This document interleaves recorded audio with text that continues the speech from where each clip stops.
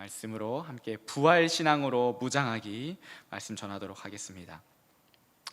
흥미롭게도 지난 부활주일, 정확하게는 그 주일을 지난 월요일 시점부터 모든 사회적 거리두기가 완전히 해제되었습니다. 그동안 어떤 장소를 갈 때면 몇 명이 들어갈 수 있는지, 또 몇 시까지 하는지, 제한 인원, 시간, 좌석 간의 거리, 체온을 날마다 때마다 체크하고 또 변경된 사항에 따라 그 번거로운 것이 여간 귀찮은 것이 아니었는데, 이제 일상의 회복, 그야말로 일상의 부활의 시점이 이 부활주의를 기점으로 온 것입니다.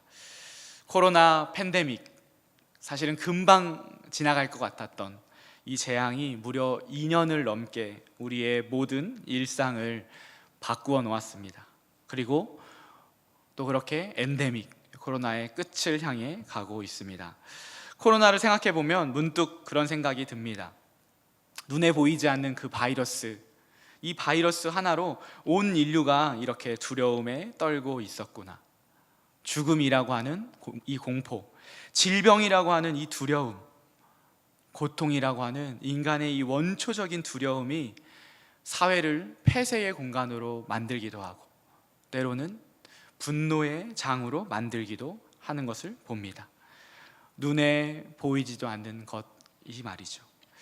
인류의 고도의 지성과 최첨단 과학이 신의 영역에 도전하며 그렇게 신의 존재를 부정하는 데까지 이른다고 자랑했지만, 정작 우리는 이 바이러스로 인해 지금도 여전히 죽음의 이 공포 속에 살고 있습니다.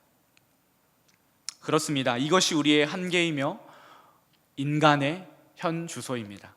우리는 죽음, 질병, 고통을 결코 극복하지 못하고 있습니다. 아무리 의학이 발전하더라도 죽음을 막지 못하고 고통을 없애지 못하고 있죠. 그때나 지금이나 사실은 우리는 죽음을 향해 하루 더, 한 발짝 더 다가가고 있는 것입니다. 그렇기에 우리의 희망, 우리의 소망은 이 죽음이 정복될 때 비로소 얻게 됩니다. 우리의 진짜 소망은 이 죽음이 정복될 때 얻게 됩니다. 우리에게 닥친 이 문제가 해결되지 않는다면 당장 조금 더 가지거나 덜 가진 거나, 조금 더 좋은 집에 살거나 그렇지 않거나, 조금 더 좋은 연봉의 직장을 다니거나 그러지 못하거나, 그런 아주 작은 차이일 뿐 희망도 소망도 기쁨도 사실은 없는 것이죠. 왜 그렇습니까? 결국은 모든 인생은 죽음에 수렴하기 때문입니다. 염려의 총량, 고통의 총량은 모든 인간이 똑같기 때문이죠.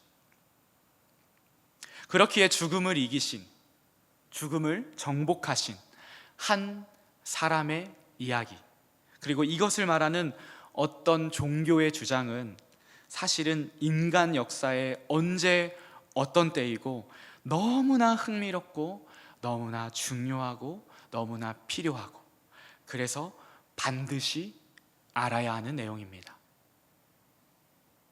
그것이 바로 예수 그리스도의 부활이며 기독교가 말하고 성경에서 증거하는 바로 부활입니다. 성경은 말합니다. 예수 그리스도의 부활보다 더 큰 희망은 없다. 우리 베드로전서 1장 3절 같이 한번 읽어볼까요? 시작. 우리 주 예수 그리스도의 아버지 하나님을 찬송하리로다. 그의 많으신 긍휼대로 예수 그리스도를 죽은 자 가운데서 부활하게 하심으로 말미암아 우리를 거듭나게 하사 산 소망이 있게 하시며, 영어 성경에 리빙 호프 너무 간단하게 되어 있어요. 살아있는 소망이 있게 하시며, 무엇으로요? 예수 그리스도의 다시 사심으로 말미암아. 그렇게 우리는 부활에 대해 배워야 하고 알아야 하고 따져봐야 하고, 그래서 그 부활이 정말로 나의 유일한 희망이라면 이를 믿을 수 있는 믿음을 달라고 겸손하게 기도해야 하겠습니다. 그래서 우리는 저번 주 우리 담임 목사님 통해서 부활의 말씀을 들었고, 오늘 한 번 더 이 부활에 대한 말씀을 하나님 앞에 듣기 원합니다. 부활 신앙으로 무장하기. 오늘 첫 번째입니다. 첫 번째 대지 같이 한번 읽어볼까요? 시작. 부활 믿을만한가? 부활 믿을만한가? 성경을 과학과 이성의 눈으로 보면 받아들이기 어려운 부분이 사실 한두 가지가 아닙니다. 네, 성경을 읽어보시는, 읽고 있는 모든 지체들, 또 우리 주일학교부터 쭉 자라온 지체들은 다 그런 고백을 하실 거예요. 사실은 성경 첫 페이지 창세기 1장 1절부터 받아들이기가 쉽지가 않습니다. 태초에 하나님이 천지를 창조하시니라. 여러분, 중고등학교 때 창조에 대해서 배우지 않잖아요, 그렇죠? 거기서부터 이미 어려움이 있습니다. 그렇게 시작한 성경은 노아의 홍수, 모세의 홍해를 건너는 사건, 여호수아는 해가 중천에서 잠깐 멈춰 있는 기적을 보고요. 또 신약 성경에 오면요, 무리를 건너시고 보리떡 5개와 물고기 2마리로 남자 장정 어른만 5,000명을 먹이고, 또 물이 포도주가 되는 사건, 눈먼 자가 눈을 뜨는 사건, 죽은 나사로가 소생하는 것 등을 정말 상상 전래 동화에만 있는 그 사건을 우리는 성경을 통해 보고 있습니다. 읽고 있습니다. 그리고 그 중에 제일 믿을 수 없는 것이 어떻게 보면 바로 예수 그리스도의 부활이죠. 부활. 4대 성자의 한 명으로 배우잖아요. 그렇게 윤리 시간에, 도덕 시간에 배우는데, 그 관점으로 복음서를 읽어보면 예수님은 정말로 인격적인 분이십니다. 사랑이 넘치시는 분이고, 가난한 자, 소외된 자를 돌보시는 분이고, 피곤하셔도 사람들에게 더 가까이 가시는 분이고, 그야말로 용서의 화신이라고 볼 수 있는 분입니다. 맞습니다. 그런 분이 예수 그리스도, 예수님이시죠. 그런데 여기까지는 오케이인데, 그런데 그분이 3일 만에 죽으시고 3일 만에 다시 사셨다는 것, 그것은 도저히 받아들일 수 없다. 이 관점으로 보면 결코 예수의 부활을 우리가 이해하고 받아들이기 어려운 것이죠. 이런 사람들이 있다는 것입니다. 그들의 주장은 무엇일까요? 특별히 이성주의와 이 합리주의, 이 모더니즘을 지나면서 예수는 받아들이지만 놀랍게도 그리스도는 믿지 못하겠다는 사람들이 있었습니다. 인간 예수는 받아들이지만, 인간 예수는 존경하지만 하나님의 아들 그리스도는 허구라는 말. 그래서 그런 비이성적이고 비과학적인 기적 이야기들은 다 빼버리고, 아까 말씀드렸던 예수의 사랑, 예수의 선, 예수의 정의로움만 따라가고 주장하는 사람들, 그런 사람들이 있다는 것이죠. 여러분은 어떻습니까? 당신은 어떤가요? 당신도 말씀을 읽으며 그런 생각을 해본 적이 있지 않습니까? 부활이 진짜 사건이든 꾸며낸 이야기든 사실은 나와 무슨 상관이 있어? 혹시 이런 생각으로 하나님의 말씀을 읽어본 적이 있는 것은 아닌가요? 그냥 상징으로만 받아들이면 되지. 물 위를 걷는 것, 그게 무엇이 중요해? 그저 그냥 안개에 저 낄 때 이 해변가를 걸어가는데 그렇게 보였나 보지. 뭘 그거 따져. 그 안에 의미만 받아들이면 돼 라고 생각하는 사람들이 우리 안에도 있을 수 있습니다. 그런데 그것에 대해서 사도 바울이 오늘 고린도전서 15장 이 부활장에서 이렇게 얘기합니다. 12절입니다. 제가 한번 읽어볼게요. 사도 바울의 이야기입니다. 그리스도께서 죽은 자 가운데서 다시 살아나셨다 전파되었거늘 너희 중에서 어떤 사람들은 어찌하여 죽은 자 가운데서 무엇이 없다 하느냐? 부활이 없다 하느냐? 그러면서 부활이 사실이 아니면 어떻게 되는지 쭉 말합니다. 부활이었으면 전도가 헛되고 믿음도 헛것이다, 이렇게 얘기하면서 그 단락의 결론은 이것인데요, 우리 19절 같이 한번 읽어보겠습니다. 시작.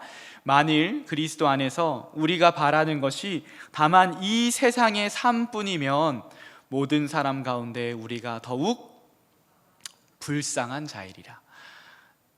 부활이 헛되고 부활이 그저 상징이면, 죄송하지만 오늘 여기 청년부 예배에 지금 현장과 온라인 드리는 여러분이 제일 어리석고 불쌍한 사람들입니다. 여러분, 이렇게 날씨가 좋은데 왜 여기에 있습니까? 그렇죠? 이렇게 날씨가 좋은데 왜 헌신하십니까? 여러분 공부하시고 자격 준비하고 취업 준비하고 더 성공을 위해서 달려가야 하는 거 아닙니까? 그 말이에요. 모든 사람 가운데 우리가 더욱 불쌍한 자이리라. 그리고 그것은 성경을 그저 이 기적을, 부활을 상징과 의미로만 받아들이고 사는 자들에게 해당하는 말입니다. 여기서 헛것이라고 표현했는데요, 이것은 능력이 없다는 말이고 그것은 확신이 없다는 말인데요, 근거가 없기에, 이 부활의 근거를 본인이 가지고 있지 못하기에 확신이 없고, 확신이 없기에 무엇이 없습니까? 능력이 없는 삶을 말하는 것이 얼마나 불쌍한 자들입니까? 이 자리에 앉아있지만 부활의 그 능력을, 부활의 소망을 확신하지 못하기 때문에 사실은 세상에 나가서 능력 없는, 확신 없는 삶을 우리도 살아갈 수 있다는 말입니다. 바라기는 여러분은 그런 자들이 되지 않길 바랍니다. 왜인가요? 분명한 증거, 부활의 증거가 있기 때문입니다. 사도행전 17장 31절 말씀 우리 한 목소리 한번 읽어보겠습니다. 사도 바울이 아데네에서 설교한 장면입니다. 시작. 이는 정하신 사람으로 하여금 천하를 공의로 심판할 날을 작정하시고 이에 그를, 예수를 죽은 자 가운데서 살리신 것으로 모든 사람에게 믿을 만한 증거를 주셨음이니라 하니라. 모든 사람에게 믿을 만한, 모든 사람들이 확신할 수 있는, 모든 사람이 모두 다 이성적으로 합리적으로 받아들일 수 있는 증거를 주셨다. 그렇기 때문에 우리는 부활의 증거에 대해서 분명히 알아야 합니다. 이것을 부활의 역사성이라고 이름을 붙여봅시다. 교회가 시작되고 이 2000년의 역사 동안 부활의 역사성에 대해서 끊임없이 대립이 있었습니다. 부활은 허구다라고 주장하는 사람들의 논리가 계속해서 있었던 것이죠. 지금도 시중에 판매되는 책들을 보면 여전히 그런 주장을 하는 사람들이 있습니다. 그 논리 중에 1번 논리, 제일 우선되는 논리가 이것이에요. 복음서, 우리 신약 성경의 복음서, 마태, 마가, 누가, 요한복음, 이 복음서가 쓰여진, 복음서가 기록된 기록 시기와 예수님의 부활 시기가 너무 차이가 난다는 거예요.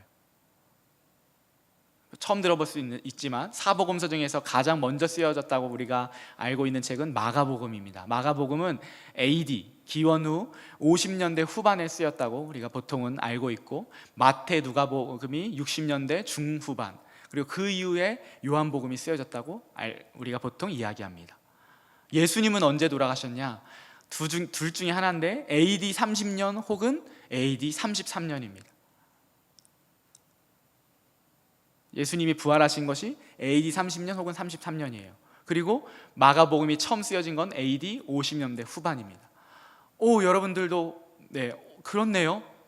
왜요? 최소 25년에서 30년이 지난 후에 마가복음이 기록된 것이잖아요.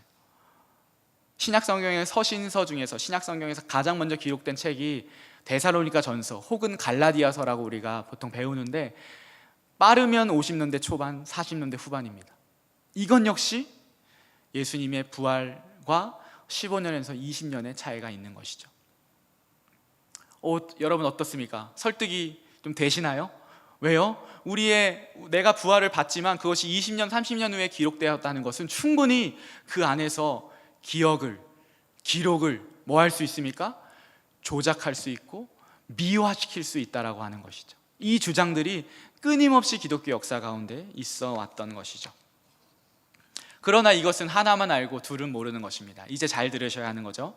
기록 연대는 비록 수십 년의 간격이 있지만 그 기록이 말하는 시대는 사실 전혀 그 간격이 없습니다. 예를 들어서 사도행전 2장에 베드로가 오순절에 성령을 받고 120명의 성도들이 성령을 받고 바로 설교를 합니다. 그래서 오순절날 3,000명, 5,000명이 회심하는 그 사건이 사도행전 2장이죠. 그 사건은 언제입니까? 예수님이 부활하시고 50일이 지난 후의 사건입니다.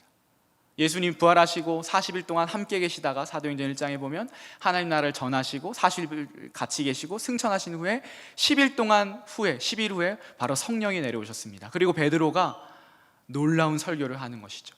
너희가 못 박은 이 예수가 그리스도시다, 하나님의 아들 메시아다라고 설교했을 때 누가 5천 명, 3천 명이 회개했습니까? 유대인들은 어떤 사람들입니까? 예수를 십자가에 못 박은 사람들입니다. 예수를 십자가에 못 박은 그 수천 명의 사람들이 2달 안에, 50일 안에 그의 삶이, 그의 인생이 바뀌었다는 것이죠.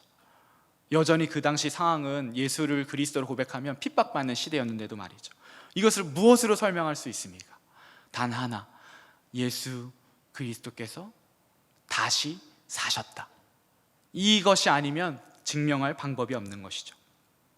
또한 부활장인 고린도전서 15장, 또 마태복음 28장, 마가복음 16장, 누가복음 24장, 요한복음 20장, 21장에 근거하면 예수님의 부활 사건은 그저 12명의 제자, 어떤 장소, 한 장소에만 나타난 것이 아닙니다. 고린도전서에 의하면 500명에게 일시에 나타나기도 하셨고, 바울에게 나타나기도 하셨고, 엠마오로 가는 그 길에서 나타나기도 하셨고, 예루살렘에서 나타나셨고, 갈릴리에서 나타나셨습니다. 수많은 증인들이 예수 그리스도의 부활을 목격했고 그들의 삶을 예수께로 돌렸다는 것이죠. 자, 기억에 대해서도 제가 한 가지 이야기하고 싶습니다.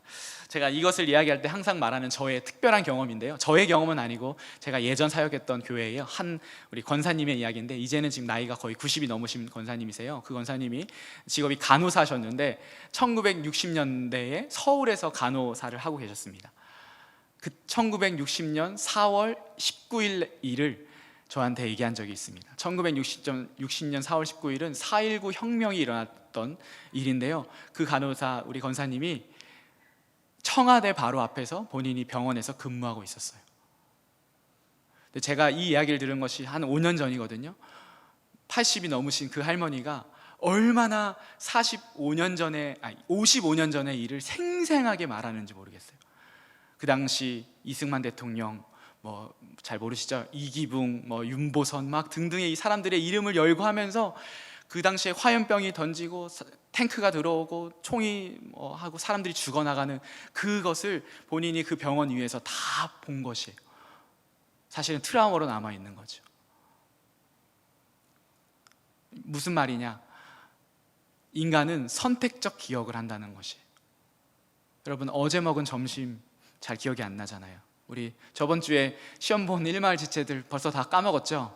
네. 그렇지만 어떤 사람에게는 30년, 50년 전의 기억도 사진처럼 박혀 있는 것이죠. 왜? 인간은 선택적 기억을 하는 것이기 때문이에요. 이것을 부활로 돌려봅시다. 마가 요한이, 베드로가, 사도 바울이, 12명의 제자들이, 그 500명의 그 본 사람들이 20년, 30년, 50년이 지나서 이 성경을 썼다고 하더라도 그들의 기억에는 그들이 평생의 가장 큰 사건, 충격이었던 이 부활이 절대로 잊혀지지 않았을 것입니다. 미워한다고요? 여러분, 죽은 사람이 다시 살아난 사건에 무엇을 보태고 무엇을 조작하겠어요? 그냥 그거 하나로 사실은 너무나 충격적인 일인데 말이죠. 보았고 그것을 본 것을 그대로 전했고 그것을 기록했을 뿐이죠. 사랑하는 청년부 여러분, 부활은 믿을만 합니까? 예, 믿을만 합니다. 믿을만한 증거를 우리에게 주셨습니다. 우리의 지성과 우리의 이성으로 충분히 우리 납득할 수 있습니다. 부활은 비이성적이고 비과학적인 것이 아니라 초이성적이고 초과학적인 것이기에 물론 다 설명이 안 되고 표현은 안 되지만, 그렇기 때문에 우리가 부활을 상징과 의미로만 받아들이는 것이 아니라 이 믿을 만한 근거 위에, 이 역사적 근거 위에 확신을 가지고 붙잡는 여러분 되시기를 주님의 이름으로 축복합니다. 우리 주님은 우리의 역사 가운데, 이 인간의 역사 가운데 오셔서 우리와 함께 사셨고 십자가에서 피 흘려 죽으셨고 3일 만에 말씀대로 다시 사셨습니다. 여러분 믿으십니까? 아멘. 이것이 부활 믿을만한가입니다. 우리 두 번째입니다. 두 번째 대지, 마지막 대지인데요. 같이 읽겠습니다. 시작. 부활 그 의미는.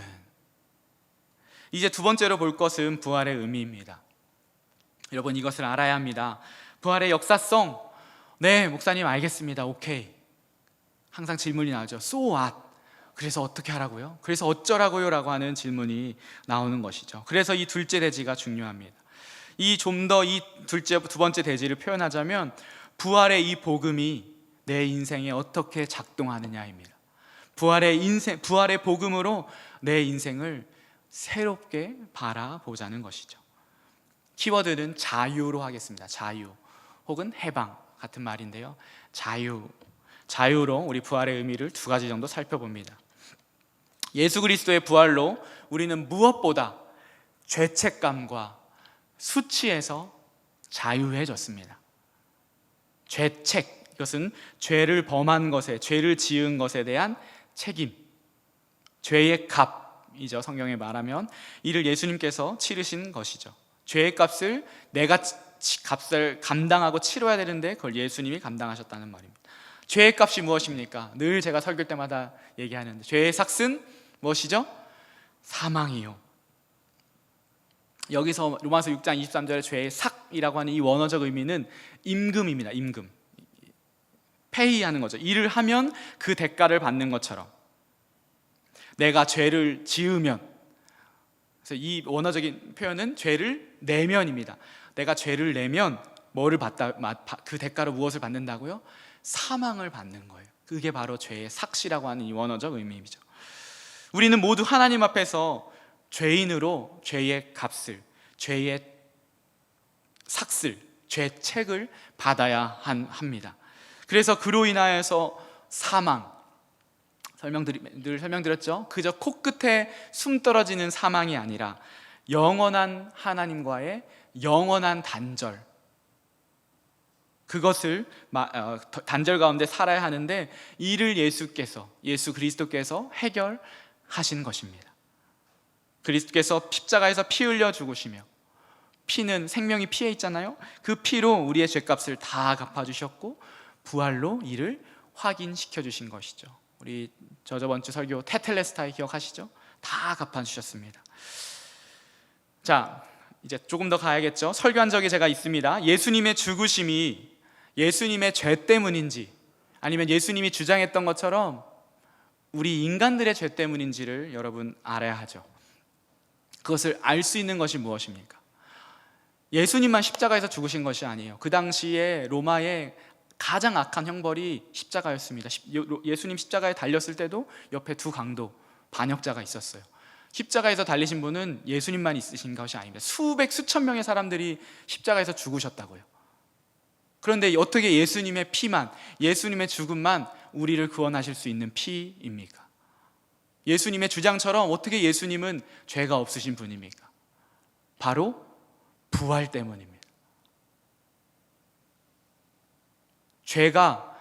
죄로 인해서 우리가 죽음에 갇히죠. 죄의 삭은 사망이니까. 근데 부활은 무엇입니까? 죽음으로 가두지 못한다는 말이죠. 예수님께서 부활하셨다는 말은 죄가 없으신 분이기에 그가 다시 사셨다는 말입니다. 그런데 예수님은 분명히 죽으셨습니다. 그렇다면 누구 때문에 죽으신 것입니까? 그가 주장하셨던 것처럼 모든 인류의 대속물로, 모든 인류의 죄로 죽으신 것입니다.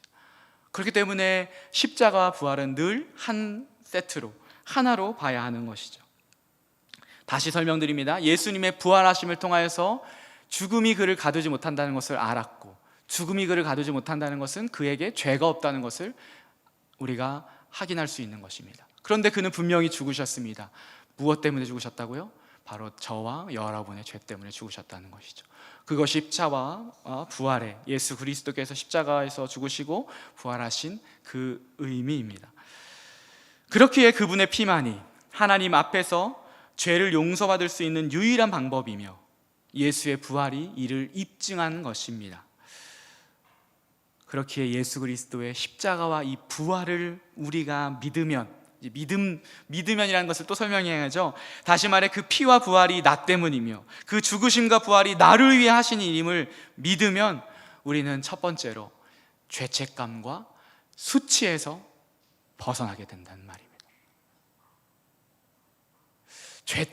죄책감. 우리 청년들에게 죄책감을 어떻게 설명할 수 있을까를 사실 한 주 동안 고민하다가 제가 사실 생각이 안 나는데 어제 밤에 이제 마지막 설교를 그 설교 마무리를 하다가 하나님께서 주신 마음이 있었습니다. 오늘 주보에 나오는 바로 칼럼에 등장하는 우리 어르신 성도님의 이야기입니다. 나중에 집에 가면서 꼭 칼럼을 읽어보세요. 우리 어르신이 저번 주에 침례식 때 침례 받으신 분인데요, 베트남 전쟁에 파병을 가신 분입니다. 거기는 어떻게 합니까? 내가 죽이지 않으면 죽어야 하는 그 월남전이었잖아요. 그래서 많은 사람들을 총으로 죽였습니다. 그리고 돌아와서 그 죄책감으로 인해서 지금까지 고통 가운데 있으신 분이었어요. 심지어 본인이 파병 갔던 그 베트남에 가서 그 영령들에게 아마도 제사도 드렸을 것이고 회개도 참회를 하셨을 것이고 여러 가지도 했지만 죄책감, 사람을 죽인 그 죄책감을 벗어나지 못하셨습니다. 그렇게 평생 눌려 있었는데 2018년 말 제가 알기론 우리 교회 집사님의 전도를 인하여서 우리 교회에 오게 되었고, 복음 제시, 우리 전도파 훈련 팀들을 통해서 계속해서 복음을 듣고 마침내 그 어르신이 예수 그리스도를 영접하셨죠. 그리고 그분의 간증이 이런 고백이 있었습니다. 내가 평생 갖고 있던 죄책감을 주님께서 떨쳐주셨다. 분명히 그가 죽였던 사람들에 대해서 회개도 하고 미안함도 가지고 참회도 하고 평생 죄책감 가운데 살았지만 그것이 완전히 해결되지 않았습니다.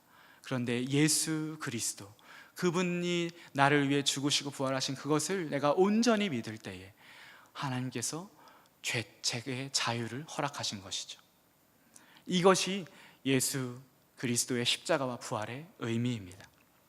그렇다면 우리는 자연스럽게 부활의 의미에 두 번째로 더 깊숙하게 들어갈 수 있습니다. 두 번째는 바로 죽음의 공포, 죽음의 두려움에서 우리는 해방된다는 것입니다. 이것이 부활의 의미입니다. 우리 고린도전서 15장 25절입니다. 같이 한번 읽어보겠습니다. 여기서 그는 예수십니다. 시작. 그가 모든 원수를 그 발 아래에 둘 때까지 반드시 왕 노릇 하시리니. 26절. 맨 나중에 멸망받을 원수는 사망이니라. 사망을 이기신, 죽음 권세를 깨뜨리신 예수 그리스도를 말하고 있는 것이죠. 히브리서 2장 14절도 동일하게 이야기합니다. 제가 읽습니다.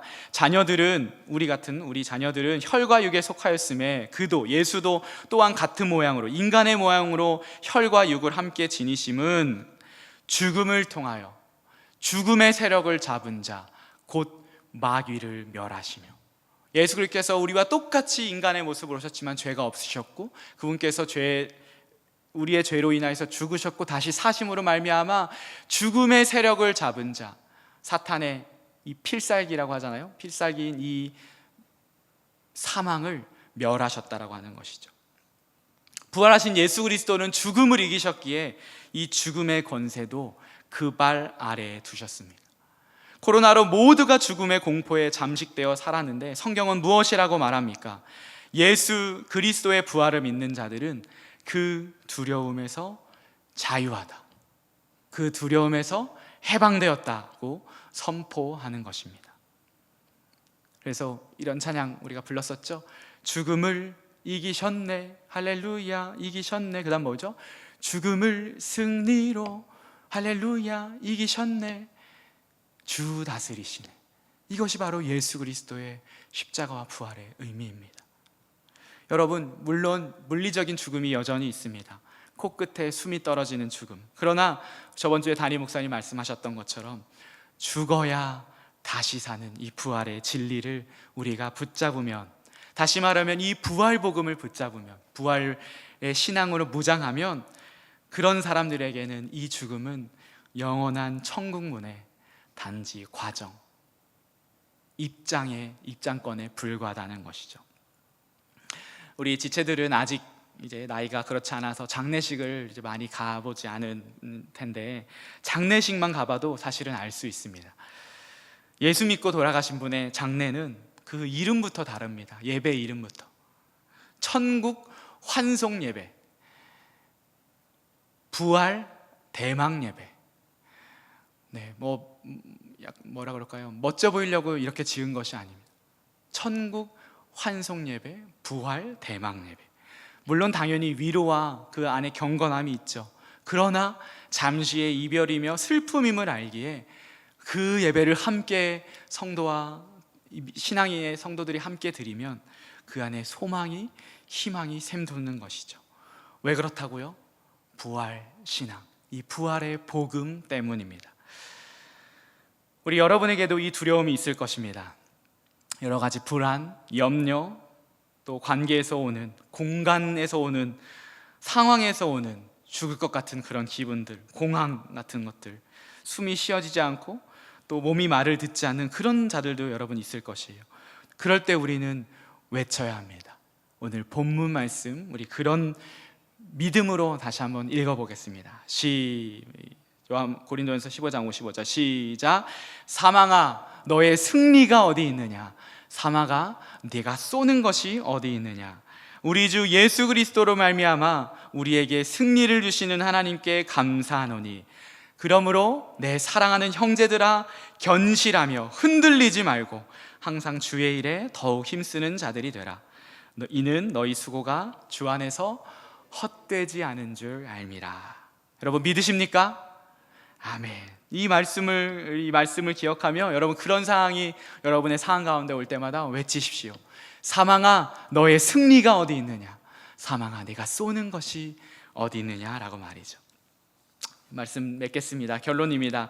이것은 먼 훗날 여러분이 죽어서 경험할 미래의 저 우주 저편 어딘가에 있는 천국 이야기가 아니라 오늘 우리에게 이 십자가와 부활의 신앙을 진심으로 고백하며 시인하는 오늘의 당신의 이야기이며 그렇게 실존하는 이야기이고 현존하는 우리의 삶의 이야기입니다. 마지막 말씀 로마서 8장 1절 말씀 큰 소리로 읽겠습니다. 시작. 그러므로 이제 그리스도 예수 안에 있는 자에게는 결코 정죄함이 없나니. 이제와 없나니에 주목해 주십시오. 그러므로 앞으로 그리스도 예수 안에 있는 자에게는 결코 정죄함이 없을 예정이니가 아닙니다. 이제 없나니 그리스도를 믿는 즉시 우리는 이 놀라운 복을 누립니다. 다시 말씀드립니다. 이 땅에서부터 시작입니다.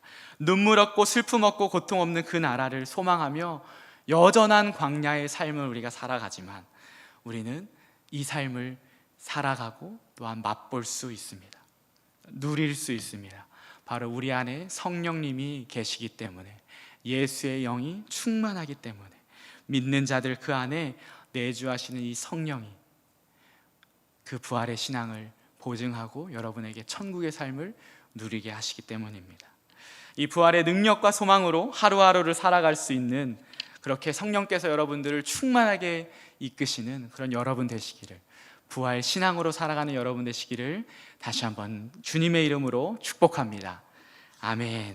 우리 함께 찬양하겠습니다. 네, 우리 새로운 찬양인데요, 우리 충만이라고 하는 찬양입니다. 우리 같이 가사 보면서 또 배워가면서 함께 찬양해 봅시다. 무명이어도 공허하지 않은 것은 예수 안에 난 만족함이라.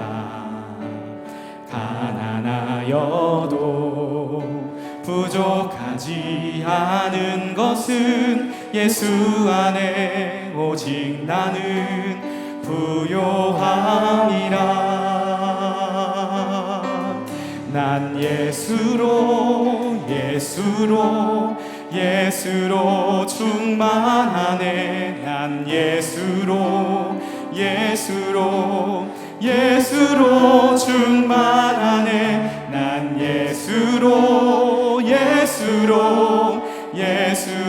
충만하네. 영원한 왕 내 안에 살아계시네.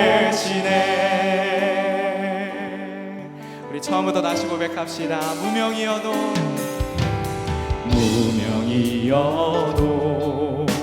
공허하지 않은 것을 예수 안에 난 만족함이라. 가난하여도 부족하지 않은 것은 예수 안에 오직 나는 부요함이라. 2절 고백합니다. 고난 중에도 견뎌낼 수 있는 것을 주의 계획 믿기 때문이라. 실패하여도 일어설 수 있는 것은 예수 안에 오직 나는 승리함이라. 난 예수로 충만하네. 난 예수로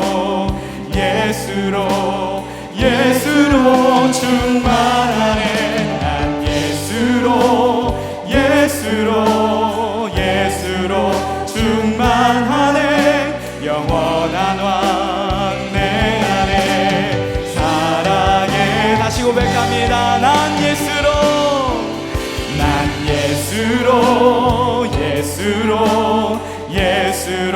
충만하네. 난 예수로 충만하네. 난 예수로 충만하네. 영원한 왕 내 안에. 우리 목소리 높여서 다시 고백할까요? 난 예수로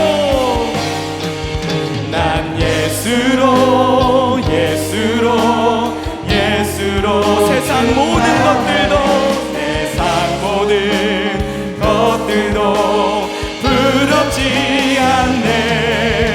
난 예수로 충만하네. 영원한 왕 내. 우리의 고백되기 원합니다. 다시 선포하며 나아갑니다. 난 예수로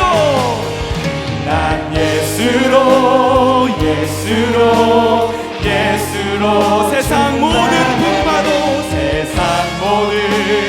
분파도 두렵지 않네. 난 예수로 충만하네. 영원한 왕 내 안에. 우리 그래서 고백합니다. 나의 길 오직 그가 아시나니. 나의 길 오직 그가 아시나니. 나를 단련하신 후에 내가 정금같이 나오. 다시 한번 고백합니다. 나의 길 오직 그가 아시나니. 나를 단련하신 후에 내가 정금같이 나오리라.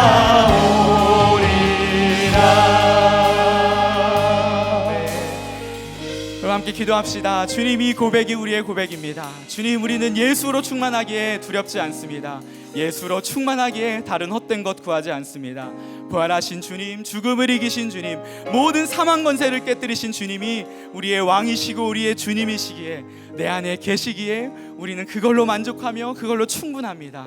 나를 삼키려 할 때도 내 가치를 판단하지 않게 하시고 세상의 많은 소리와 그 유혹 가운데서도 하나님 흔들리지 않도록 이 복음으로 나를 보게 하여 주시고 살아가게 하여 주시옵소서. 예수로 충만하게 하여 주시옵소서. 예수의 영으로 충만하게 하여 주시옵소서. 우리의 삶을 주님께 드리며 함께 기도하기 원합니다. 하나님, 그렇습니다. 하나님, 예수로 충만한 인생, 예수 것으로 충분한 인생 우리가 살아가기를 원합니다. 하나님 부활의 신앙으로 하나님 우리가 어떻게 살아갈지 오늘 배웁니다. 하나님 모든 사람에게 늘만한 증거를 우리에게 주셨습니다. 그렇기에 하나님 우리가 이 부활의 복음을 붙잡고 하나님 땅 가운데서 살아가기를 소망합니다. 하나님 모든 사망 권세를 깨뜨릴 수 있는 죽음을 이기신 그 주님이 우리의 주님이시기에 하나님 우리는 그것으로 만족하며 충분한 인생 살아갈 줄 믿습니다. 하나님 믿음으로 살아갈 수 있도록 하나님 인도하여 주시옵소서. 세상의 많은 소리와 욕들이 우리를 넘어뜨리려고 하고 삼키려 하는 그때에도 하나님 그것으로 내 가치를 하나님 그것으로 나를 보지 않게 하여 주시고 하나님 이 복음 이 진리로 나를 볼 수 있도록 하나님 믿음 허락하여 주시옵소서. 하나님 그렇게 기도하고 그렇게 결단하며 소원하는 우리 지체들 하나님 그의 상부를 하나님 그의 고백들과 그의 삶과 하나님 그의 모든 인생 가운데 주님 함께하여 주시고 하나님 충만한 인생 예수의 영으로 충만한 인생 될 수 있도록 인도하여 주시옵소서. 세상 모든 것들도 두렵지 않고 세상 모든 것들도 두렵지 않은 인생 하나님과 살아가기를 소망합니다. 하나님 그렇게 결단하고 나아갈 때 주님 함께하여 주시옵소서. 주여 우리 가운데 역사하여 주시옵소서. 주님 발에 주님이 우리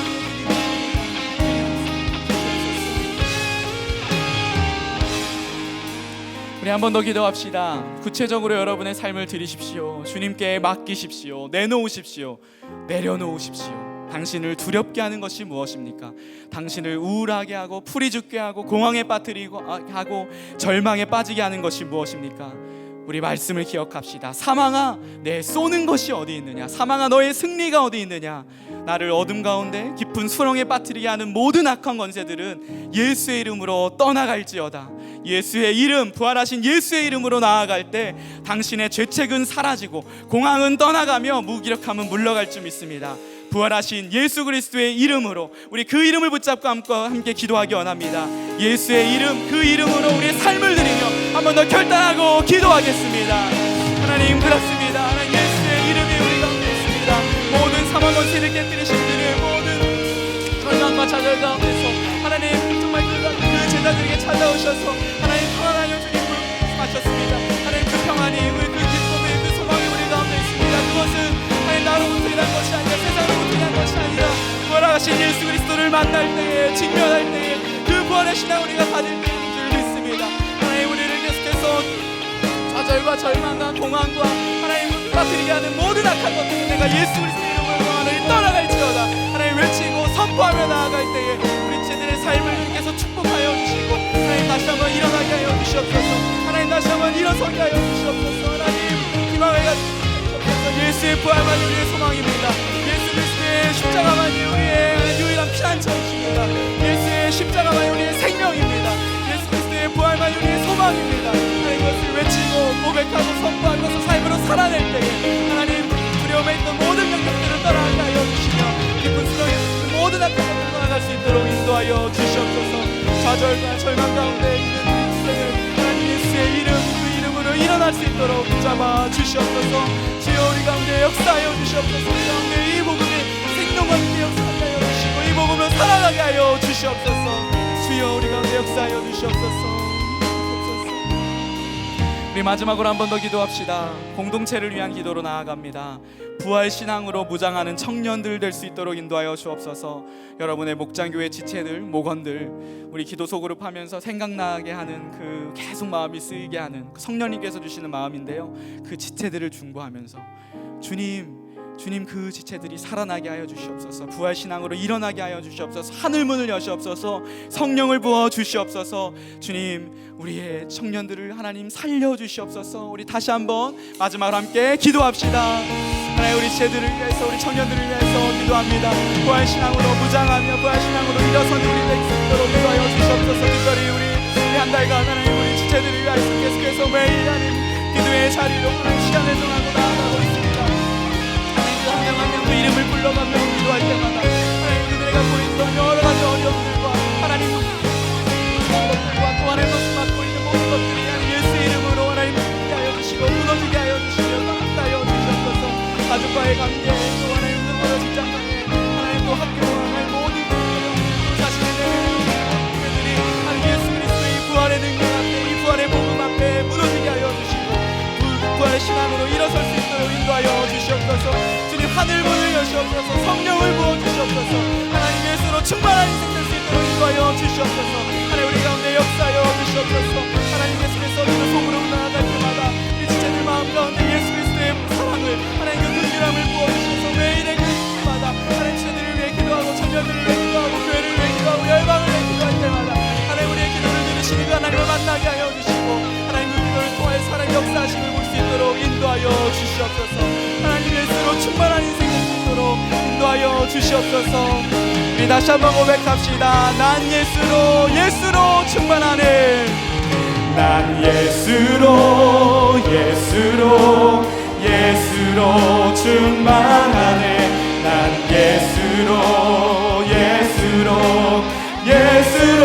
충만하네. 난 예수로 충만하네. 영원한 왕 내 안에. 여러분의 마음 가운데 선포하십시오. 난 예수로 충만하네. 난 예수로 충만하네. 난 예수로 충만하네. 난 예수로 충만하네. 영원한 왕. 우리 한 번 더 고백합니다. 예수로 충만하네. 난 예수로 세상 모든 풍파도 두렵지 않네. 세상 모든 풍파도 두렵지 않네. 난 예수로 충만하네. 영원한 왕 내 안에